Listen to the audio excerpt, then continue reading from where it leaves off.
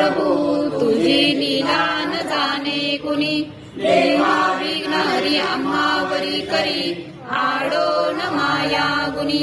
आनंद कंद विमला ज्ञान स्वरूपा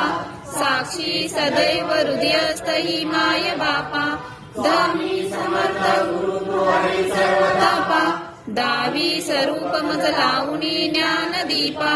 धर्मज्ञानी कराल काल कलिहा